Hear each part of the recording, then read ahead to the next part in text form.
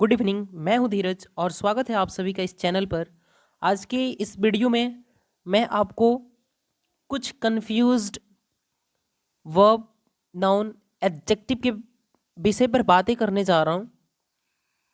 और एग्ज़ाम ना बल्कि एग्ज़ाम्स में, बल्कि हमारे रोज़मर्रा के जीवन में जो हम वर्ड्स यूज़ करते हैं उसका पार्ट्स ऑफ स्पीच भी तो सही होना चाहिए ना। और इसी की वजह से ये टॉपिक पर बहुत सारे एग्जाम्स में क्वेश्चंस बनते हैं और क्वेश्चंस बहुत ही वो खतरनाक हो जाते हैं, क्योंकि हमें कंफ्यूजन होता है नाउन को लेके, वर्ब को लेके। ओके, अगर यहाँ पे हम बात करें फर्स्ट क्वेश्चन की, तो प्रैक्टिस, आई सी ई से एंड होने वाले जितने भी दुनिया में वर्ड हैं वो नाउन ही होंगे। वो क्या होंगे? नाउन ही होंगे। हाँ, कई बार एक्सेप्शंस की कॉन्टेक्स्ट में भी देखा जा सकता है कि आई सी ई से एंड होने वाले वर्ड का पार्ट ऑफ स्पीच डिफरेंट हो, बट 99.9% केसेस में वो आई सी ई से एंड होने वाला वर्ड नाउन ही होगा। ओके, और आई एस ई से एंड होने वाला वर्ड वो वर्ब होता है। क्या होगा जी? वर्ब होगा। ओके, जैसे कि प्रैक्टिस एक नाउन है, प्रैक्टिस एक वर्ब है। बहुत सारे लोग कहते हैं कि आई एम प्रैक्टिसिंग, नहीं, वहाँ पे वो प्रैक्टिसिंग ना हो के प्रैक्टिसिंग होगा। आई होप कि अंतर क्लियर हो गया होगा। Next, advice. अभी क्या मैंने बताया, आई सी से एंड होने वाले नाउन वर्ब वर्ड क्या होंगे? नाउन होंगे। तो ये एडवाइस क्या है? नाउन है। और आई एस ई से एंड होने वाले वर्ड वो वर्ब होगा। तो एडवाइस क्या है? वर्ब है। मैं कहूँगा I want a piece of advice from you, तो सही है, but I want you to advise me. Okay, verb के कॉन्टेक्स्ट में एडवाइस का यूज होगा। नेक्स्ट है कंप्लेन। क्या है? कंप्लेन। कंप्लेन एक वर्ब है और कंप्लेंट एक नाउन है। ओके, थर्ड नंबर के अगर क्वेश्चन की बात करें तो, जैसे complain, she complains to the teacher against me, okay, about my behaviour. लेकिन कंप्लेंट एक नाउन है, जैसे कि she has filed a lot of complaints against me in the court. तो वो सही है, क्योंकि कंप्लेंट एज अ नाउन के तरीके से यूज किया गया इस सेंटेंस में जो मैंने बोला। ओके, क्वेश्चन नंबर फोर बोल रहा है अफेक्ट। अफेक्ट एक वर्ब है जिसका अर्थ होता है प्रभावित करना, असर असर करना, यानी कि प्रभावित करना, इन्फ्लुएंस करना किसी को। अगर हम बात करें इफेक्ट की, तो एक नाउन भी है और एक वर्ब भी है। ओके, नाउन का इफेक्ट का अर्थ होता है प्रभाव या परिणाम, और इफेक्ट का अर्थ होता है बदलाव लाना या पैदा करना। पैदा करने के कॉन्टेक्स्ट में भी इफेक्ट वर्ड का यूज होता है। नेक्स्ट, अगर हम 5 की बात करें तो पहला लिखा है अश्योर, दूसरा है इंश्योर और तीसरा है इंश्योर। ओके, इनके प्रोनाउंसिएशन के अकॉर्डिंग देखें तो इनमें बहुत ज़्यादा डिफरेंस तो नहीं है, लेकिन अगर इनके मीनिंग को देखें तो ज़मीन और आसमान का अंतर है। क्योंकि पहला का अर्थ होता है तसल्ली देना और इसको प्रोनाउंस करते हैं अश्योर। दूसरा भी वर्ब है जिसका मीनिंग होता है सुनिश्चित करना और इसको प्रोनाउंस करते हैं इंश्योर। और तीसरा भी इंश्योर है जो हम बीमा करते हैं, इंश्योरेंस उसका नाउन हो जाएगा। और इंश्योर ये वर्ब है, बीमा करना जिसका अर्थ होता है। आई होप कि क्लियर, अब बहुत अच्छे तरीके से ये क्वेश्चन आपको क्लियर हुआ होगा। क्वेश्चन नंबर 6 है हियर। हियर का अर्थ होता है बस सुनना। वहाँ पे with a lot of noise के कॉन्टेक्स्ट में ये हियर वर्ड का यूज़ करते हैं। और लिसन का अर्थ होता है किसी चीज़ को माइन्यूट ऑब्जर्वेशन के साथ सुनना, यानी कि ध्यान से सुनना। ओके, और लिसन के साथ हमेशा ही प्रेपोजिशन टू का यूज़ करते हैं। ओके, अगर हियर की बात करें तो here of something, here from a person and here by post और कम्युनिकेशन का यूज़ किया जाता है। Okay, HARK, hark. इस हार्क वर्ड का भी अर्थ होता है किसी चीज़ को बड़े ही ध्यान से सुनना। ओके, नेक्स्ट 7वां नंबर वर्ड है हिल। HEAL, हिल। हिल का अर्थ होता है किसी चीज़ का ठीक होना, घाव या जख्म का। ओके, और इस हिल का अर्थ होता है एड़ी। जो हमारा पाँव का है एड़ी होता है, निचले भाग को बोलते हैं। ओके, एक होता है HILL, हिल। इसको भी क्या पढ़ते हैं? हिल ही पढ़ते हैं, लेकिन इसका अर्थ होता है चोटी। Okay, next prescribe. 8वां है प्रिस्क्राइब और प्रोस्क्राइब। प्रोस्क्राइब का अर्थ होता है किसी चीज़ को सेंसर करना। क्या करना? सेंसर करना, यानी कि पाबंदी लगाना किसी चीज़ पे, जैसे हम फिल्म पर, किसी मूवी पे पाबंदी लगा सकते हैं, किसी रूल पे पाबंदी लगा सकते हैं। ओके, और प्रिस्क्राइब का अर्थ होता है सलाह देना, रिकमेंड करना, एडवाइस करना। ओके, नेक्स्ट 9 है एडॉप्ट, एडॉप्ट और एडिप्ट। क्या? एडॉप्ट का अर्थ होता है गोद लेना, और इस एडॉप्ट का अर्थ होता है ढालना। स्वयं को हमें अपने प्रिवेलिंग सर्कमस्टांसेस के अकॉर्डिंग ढाल लेना चाहिए। ओके, तो वहाँ पे एडॉप्ट का अर्थ होता है क्या? ढालना। बड़ा ही डिफरेंस है। अगर हम प्रोनाउंसिएशन के अकॉर्डिंग चलें तो एडॉप्ट और एडॉप्ट में कोई अंतर नहीं है, लेकिन हाँ, अगर वर्ड्स को देखें तो अंतर है। यहाँ पे क्या है? ओ है, और यहाँ पे क्या है? ए है। सो आई होप कि अंतर क्लियर हुआ होगा।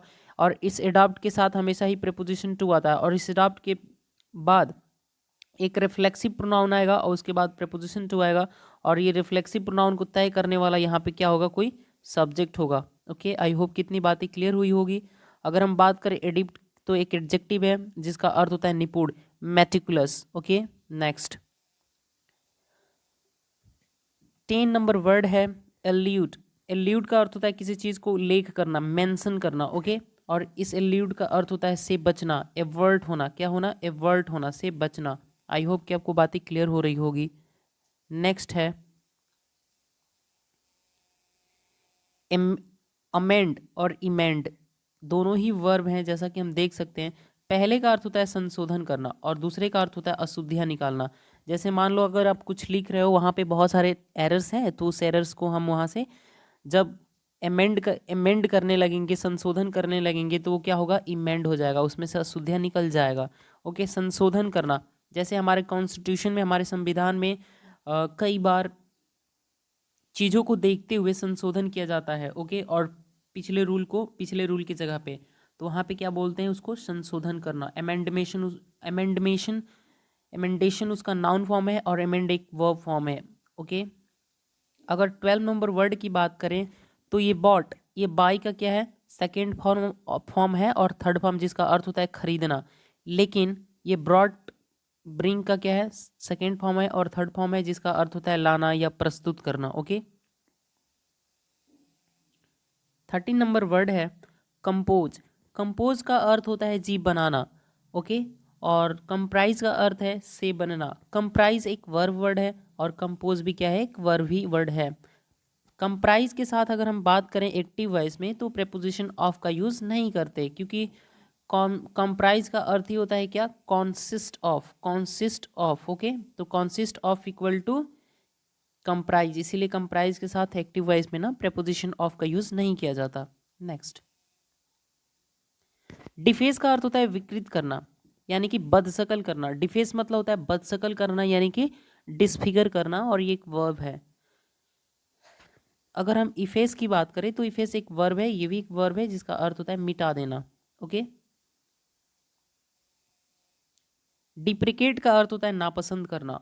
ओके, ये एक वर्ब है, नापसंद करना। इसको डिसलाइक भी बोल सकते हो, आमतौर पे लोग यूज़ करते हैं डिसलाइक। अब हम डिसलाइक को एबोर बोल सकते हैं, डिसगस्ट बोल सकते हैं, प्लंडर बोल सकते हैं। ओके, डिसगस्ट बोल सकते हैं। बहुत सारे वर्ड्स होते हैं जो हम यूज़ कर सकते हैं। एक तो वर्ड हमारे सामने आता है LOATH, लोथ। ओके, इस लोथ का भी अर्थ होता है नापसंद करना। ओके, डिप्रिशिएट, इसको पढ़ते हैं डिप्रिशिएट का अर्थ होता है मूल्य में गिरावट आना।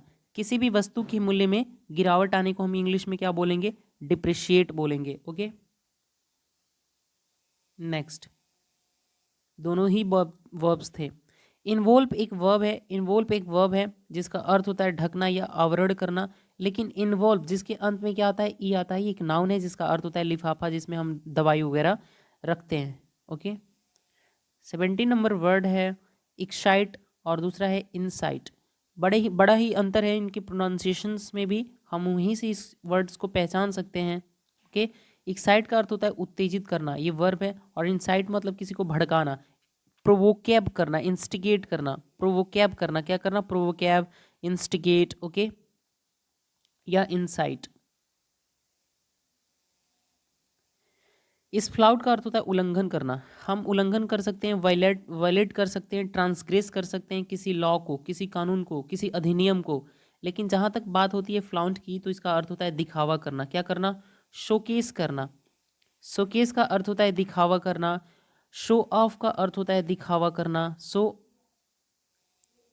ऑफ, यहाँ पे शो और ऑफ अलग रहेगा। ओके, शो ऑफ, शोकेस, फ्लाउंट, पोम्पस, बोम्बास्टिक, प्रिटेंटेशियस, ऑस्टेंटेशियस, जितना भी वर्ड्स मैं बता रहा हूँ इन सारे ही वर्ड्स का अर्थ होता है दिखावा करना। ओके, ऑस्टेंसिबल, ऑस्टेंसिबली, ऑस्टेंसिबल एक वर्ब है ऑन। ओके, नेक्स्ट बात करते हैं, 9 नंबर वर्ड है होएड। होएड इसको पढ़ते हैं क्या है, होएड। ओके, जिसका अर्थ होता है छिपाकर जमा करना किसी विशेष उद्देश्य के लिए। ओके, नेक्स्ट है होर्ड। होर्ड एक नाउन है जिसका अर्थ होता है लोगों का समूह, भीड़ को बोलते हैं। मैं बहुत बहुत ही क्लियर करना चाहता हूँ कुछ डिफरेंसेस को। होर्ड एक वर्ड है जिसका अर्थ होता है लोगों का समूह। ओके, एक वर्ड होता है आपके सामने मोब, MOB, मोब। यहाँ भी लोगों का ही समूह होता है, लेकिन वैसे लोगों का समूह जो बहुत ही घुसैल भीड़ को बोलते हैं इंग्लिश में, मोब। एक होता है क्राउड, क्राउड भी ऑलरेडी घुसैल भीड़ को ही बोलते हैं, और इन दोनों ही वर्ड्स का इंटरचेंजेबली यूज हो सकता है हमारे सेंटेंसेस में बिना किसी अंतर के।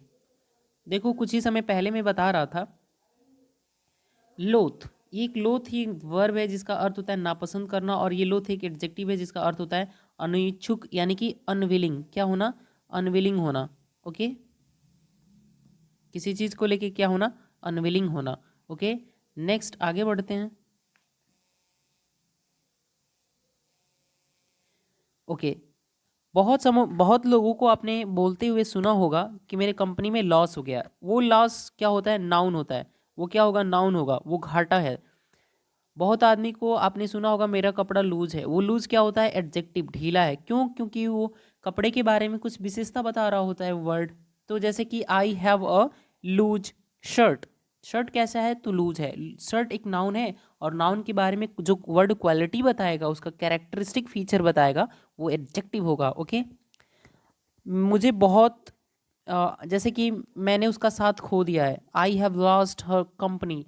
तो वहाँ पे ना लॉ, लूज, इसको भले ही लिखते लॉस है, लेकिन प्रोनाउंस क्या करेंगे, लूज।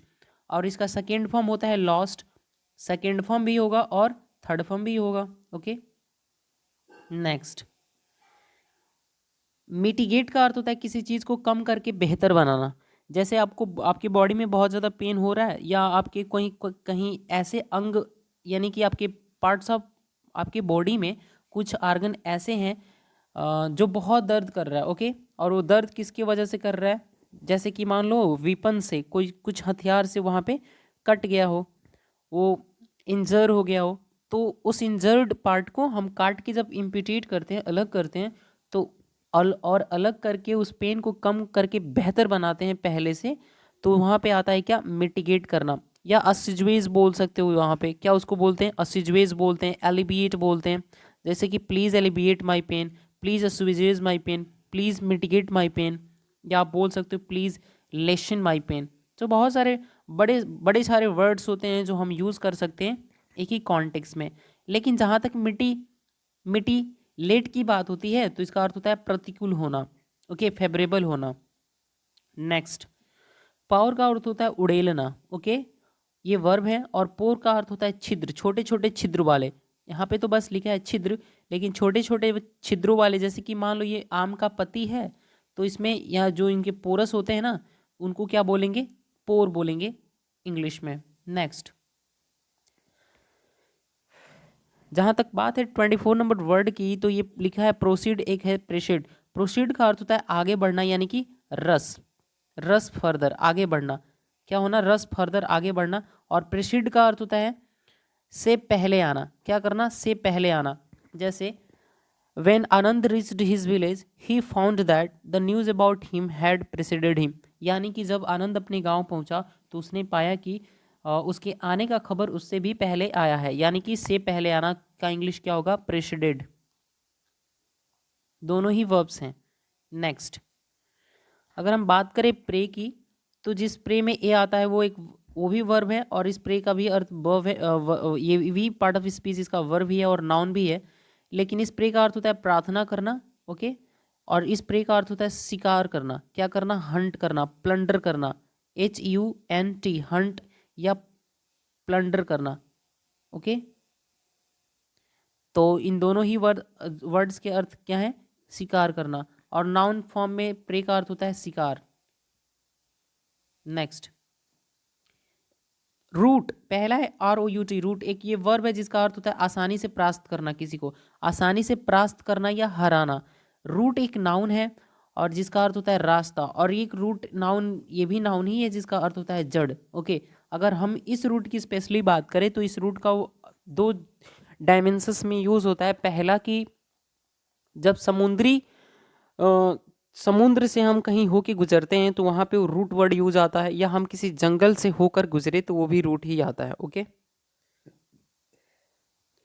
नेक्स्ट वर्ड है 27।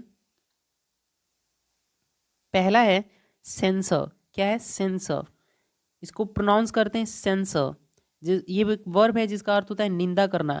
क्या करना? क्रिटिसाइज करना, कंडेम करना। ओके, फ्लैग करना।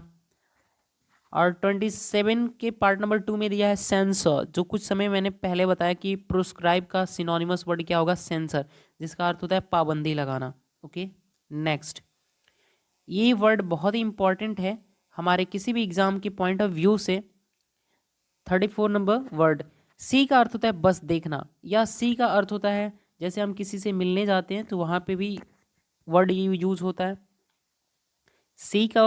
सी वर्ड का यूज़ हम तब भी करते हैं जब हम किसी से मिलते हैं। ओके, और सीइंग का ये सी वर्ड के साथ हाईएनजी फॉर्म तभी लगता है जब इस सी का अर्थ हो क्या? एग्जामिन। जैसे the doctor is seeing the patient, तो सीइंग का यहाँ पे अर्थ डॉक्टर पेशेंट को देख नहीं रहा है, उसको एग्जामिन कर रहा है। ओके, इस कॉन्टेक्स्ट में वहाँ पे इसका यूज हुआ है। लुक, अगर हम बात करें लुक, तो लुक दो तरीके से यूज होगा। इस लुक का यूज दो तरीके से होगा। पहला, वर्ब के कॉन्टेक्स्ट में, वहाँ पे ये सिंगुलर भी हो सकता है और प्लूरल भी हो सकता है। लेकिन जब लुक वर्ड का यूज नाउन की तरीके से करते हैं तो ये बताने के लिए होता है कि द वे वन लुक्स, यानी कि लुक होता है वो क्या होगा? लुक्स होगा। वो हमेशा ही किस फॉर्म में रहेगा? प्लूरल फॉर्म में। अरे यार, आज तो उसका लुक बहुत ही ना बेहद खतरनाक था। ओके, हर लुक्स किल्ड मी, आज उसके लुक ने मुझे मार दिया। ओके, इस तरीके से इसका यूज होता है। या हम जब किसी व्यक्ति को डेमोन्स्ट्रेट कर रहे होते हैं किसी चीज को, please look there, something is there. Okay, तो उस कॉन्टेक्स्ट में ये आता है। अगर हम बात करें स्टेयर की, तो किसी को बहुत ही गुस्से पूर्वक जब हम घूरते हैं ना आंख गड़ा के, तो वहां पे ये आता है स्टेयर। और पीप, ये पर्दे पर्दे के पीछे से जब किसी व्यक्ति को हम झांक रहे होते हैं तो वहां पे आता है ये पीप। ओके, ग्लेयर का भी अर्थ, ग्लेयर और ग्लोअर, इन दोनों का अर्थ होता है गुस्से से देखना। ग्लैंस का अर्थ होता है सरसरी निगाह से देखना। ओके, और इस ग्लिम्स का अर्थ होता है एक झलक देखना। ओके, अगर मैं बात करूँ ग्वाक की, ये ग्वाक भी इन्हीं कॉन्टेक्स्ट में आता है, हालांकि यहाँ पे नहीं दिया इस PDF में। तो ग्वाक का अर्थ होता है किसी को बेवकूफ़ी पूर्वक देखना। ओके, मुंह का ना डिजाइंस को चेंज कर करके लोगों को देखना, तो उसके लिए आता है ग्वाक, यानी कि बेवकूफ़ी पूर्वक देखना। इसी के क्रम में मैं आपको एक और वर्ड बता दूं। जैसे कि यहाँ पे पीप दिया है तो एक वर्ड होता है पीर। क्या होता है? पीर। जब हम किसी को बहुत ही सावधानी से देखते हैं, सावधानी पूर्वक जब किसी को देखते हैं तो वहाँ पे आता है क्या? पीर। आई होप कि ये सारे ही वर्ड्स आपको समझ आए होंगे। नेक्स्ट आगे चलते हैं।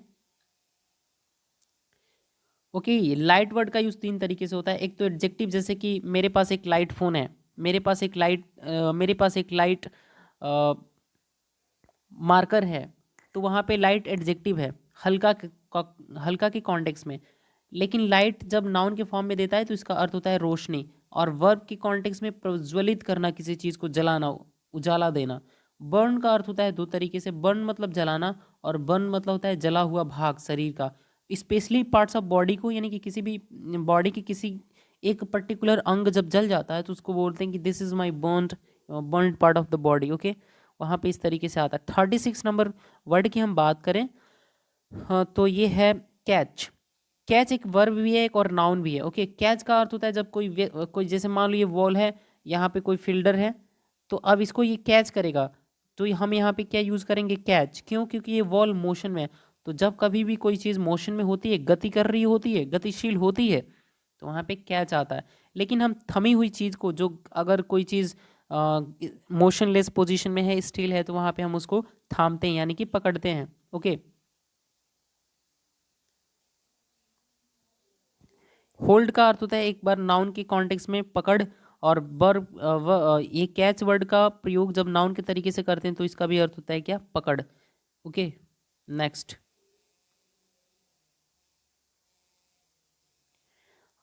ये वेव, इस दो तरीके से इस वर्ड वर्ड का यूज करते हैं इस वेव का। पहला की लहर, और दूसरा लहराना किसी चीज को, तिरंगे को। और इस वेव का अर्थ होता है किसी चीज को छोड़ देना, जैसे कि ही वेव्ड हिज वाइफ, वह उसने उसने अपने पत्नी को छोड़ दिया, यानी कि रिनाउंस कर दिया, उसको रिनाउंस कर दिया, यानी कि वेव कर दिया, गिव अप कर दिया, त्याग दिया। लेकिन बड़ा ही डिफरेंस है इस वेव, डिनाउंस, रिनाउंस, या अगर हम बात करें तो जब हम किसी स्पेशली थॉर्न वगैरह को छोड़ देते हैं तो उसको बोलते हैं एबनेगेट करना। क्या करना, एब नेगेट करना, एबनेगेशन, त्याग देना, सौगंध या सौगंध खाकर त्याग देना। एक वर्ड आता है एब्ज्यूर, एब्ज्यूर का अर्थ होता है सौगंध खाकर त्याग देना, और एबनेगेट का अर्थ होता है त्याग देना दावा या अधिकार, या किसी थ्रोन को, सिंहासन को। तो ये आई होप कि ये सारे वर्ड्स बहुत ही अच्छी तरीके से आपके माइंड में बैठ गए होंगे, इनकलकेट हो गए होंगे। इनकलकेट का अर्थ होता है किसी चीज़ को किसी के मन में बैठाना, किसी आइडिया वगैरह को। सॉरी, 29 नंबर वर्ड है टाव। इस टाव का अर्थ होता है किसी को घसीटते हुए लेकर जाना, यानी कि खींच कर ले जाना। इस टाव का अर्थ होता है पैर की उंगली, यानी कि पाँव की उंगलियों को बोलते हैं।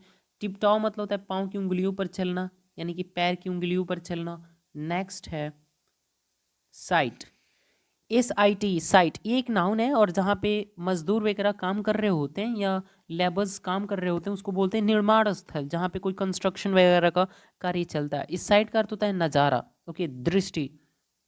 और इस साइड का अर्थ होता है किसी चीज़ को उल्लेख करना, और ये एक वर्ब है। ओके, ये एक नाउन है और ये भी एक नाउन है। नेक्स्ट बात करते हैं, इस डिफ्यूज का अर्थ होता है तनाव हटाना, बम का फूटना। जैसे बम को फोड़ते हैं तो उसके अंदर जो तनाव होता है, जो स्ट्रेन होता है, उसको हम कम करते हैं, तो तनाव कम करने की इंग्लिश होती है डिफ्यूज, और इसका अर्थ होता है डिफ्यूज, इसका अर्थ होता है फैलाना, किसी चीज़ को क्या करना, स्कैटर करना।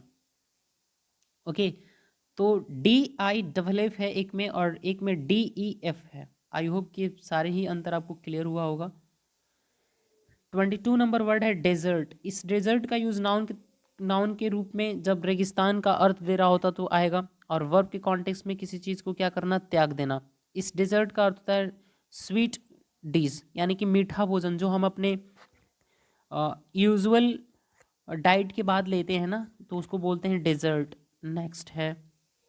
नेक्स्ट है 33, ये सेवर, इसका अर्थ होता है किसी को काट कर अलग कर देना, स्पेशली अंग को। ओके, पार्ट्स ऑफ बॉडी को काट के अलग करना, सेवर बोलते हैं उसको। बोलते हैं कई बार एम्प्यूटेट करना, क्या करना, एम्प्यूटेट करना। ओके, मिटिलेट करना, सेवर करना। ओके, सेवर करना, एम्प्यूटेट करना, मिटिलेट करना।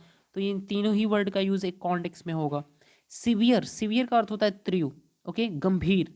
और इस सेवर का अर्थ होता है नाला, जिसमें पानी बहता है, गंदा पानी।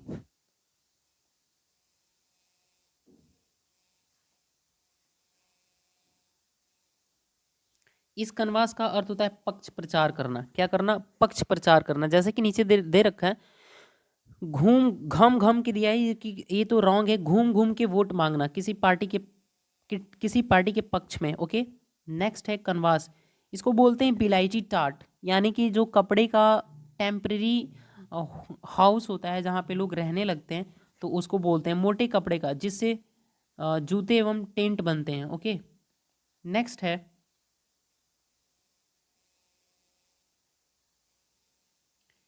है रिफ्यूज, ये भी एक वर्ब है। डिनाई और रिफ्यूज दोनों ही वर्ब है, और डिक्लाइन का भी अर्थ होता है, ये भी वर्ब ही है। ओके, मैं इनके बीच डिफरेंस समझा दूं तो रिफ्यूज़ वर्ड का यूज़ हमेशा ही हम किसी जब ऑफ़र को रिफ्यूज़ कर देते हैं, यानी कि जब कोई हमें कोई वस्तु दे रहा है और हम उसके वस्तु को लेने से नकार दें, तो वहाँ पे हम क्या यूज़ करेंगे, रिफ्यूज़। ओके, डिनाई का यूज़ तब किया जाता है जैसे कोई चीज़ एग्जिस्टेंस में है, अस्तित्व में है, और फिर हम उसको नकार दें कि नहीं ऐसा तो है ही नहीं, जैसे भगवान तो होते हैं ना, कोई माने या ना माने भगवान तो होते हैं ना। अगर कोई कह रहा है कि भगवान होते ही नहीं है, यानी कि भगवान के अस्तित्व को वो क्या कर रहा है, मना कर रहा है, इनकार कर रहा है, तो वहाँ पे डिनाई वर्ड आएगा। रिफ्यूट तो वर्ड का यूज़ तब करते हैं जैसे किसी चीज़ को सबूत के साथ क्या करना, खंडन करना। किसी चीज़ को विद एविडेंस, विद प्रूफ क्या करते हैं, खंडन करने लगते हैं, तो वहाँ पे रिफ्यूट वर्ड आता है। डिक्लाइन का यूज़ दो तरीके से करते हैं, एक तो किसी के ऑफर को अस्वीकार करना, या डिक्लाइन का अर्थ होता है कम होना, यानी कि पतन होना, कि कॉन्टेक्स्ट में आता है। आई होप कि इतनी बातें आपको क्लियर हुई होगी। ओके, इसी के कॉन्टेक्स्ट में मैं आपको एक वर्ड बता दूं, रिजेक्ट। क्या होता है रिजेक्ट? रिजेक्ट वर्ड का यूज़ तब करते हैं जब अगर हम कोई फॉर्म फिल कर रहे हैं और हमारे फॉर्म में, हमारे नाम नाम में या किसी भी चीज़ में एरर है, और उस एरर की वजह से कंप्यूटर उसको एक्सेप्ट नहीं करता, तो वो रिजेक्ट कर देगा। ओके, तो विद एरर कोई चीज़ कंप्यूटर क्या करता है, रिजेक्ट करता है।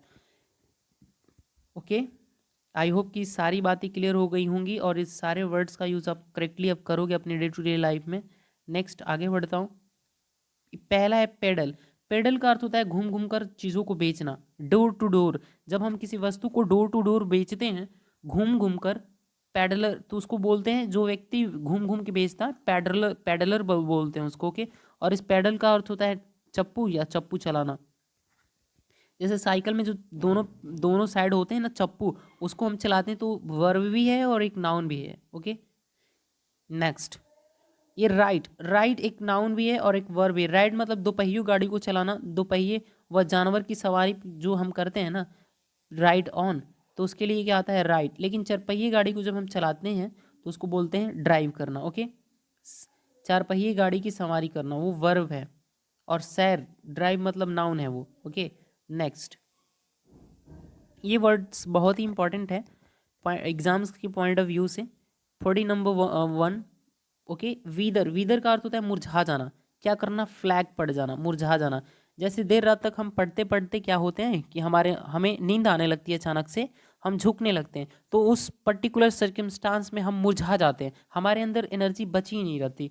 तो वहाँ पे हम अपने अपने आप को पुनर्जीवित करने के लिए, पुनर्जीवित का अर्थ ये है कि हम अपने आप को उस पुनः रिवाइव करने के लिए कुछ एनर्जी ड्रिंक्स लेते हैं, कॉफ़ी, चाय, तो इस तरीके की चीज़ें लेने लगते हैं ना, तो हम स्वयं को क्या करें, एनर्जेटिक बनाए रखें, हम अपने गोल पे फोकस कर पाएँ। इसलिए क्या आता है वहाँ पे वेदर आता है। वेदर ये एक मोशन मोशन के लिए आता है, प्रतिदिन का मोशन। और मैं बता दूं कि क्लाइमेट बहुत ही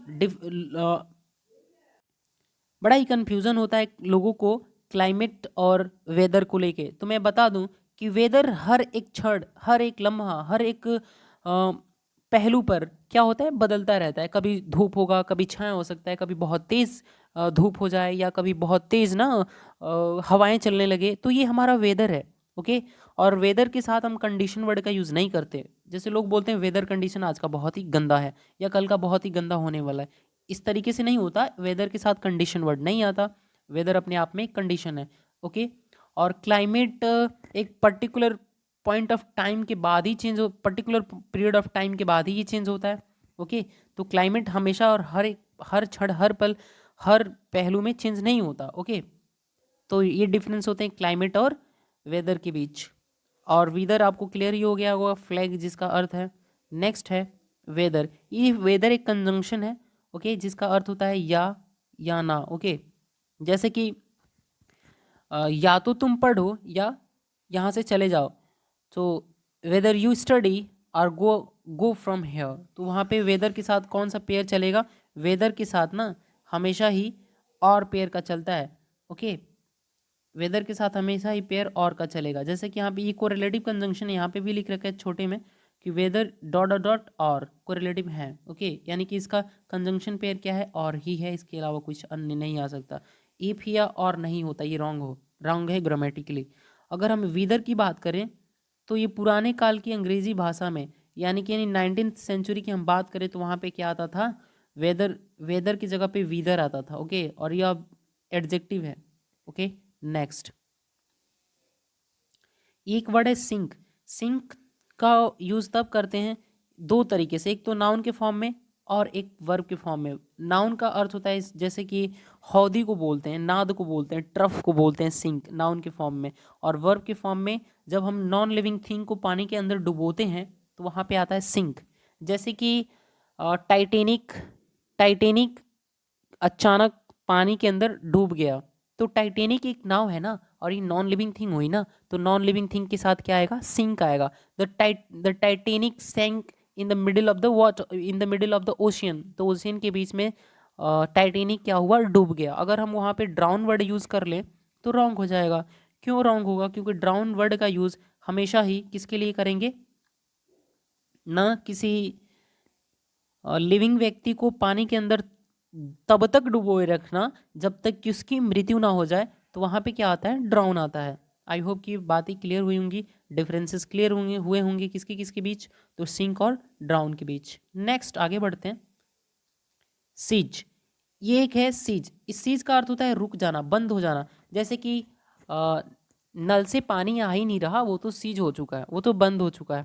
ओके, गाड़ियाँ चलती रहती हैं, अचानक सीज हो जाती हैं पेट्रोल की कमी के कारण, तो वहाँ पे भी ना सीज वर्ड आता है। ओके, एक सीज है, ये भी सीज है, ये भी सीज है। अगर हम बात करें तो ये होमोफोन्स हैं। अगर मैं बात करूँ कि होमो का मीनिंग क्या है, तो होमो का मीनिंग होता है सिमिलर, और फोन का अर्थ क्या है, साउंड। यानी कि जो वर्ड सिमिलर साउंड के होते हैं, समान समान समान ध्वनि के होते हैं, उनके ध्वनि से हम उनके बीच में डिफरेंस नहीं कर सकते, डिफरेंशिएट नहीं कर सकते, उनके स्पेलिंग के बेसिस पे हम उनको जज करते हैं, उनकी मीनिंग को पहचान पाते हैं।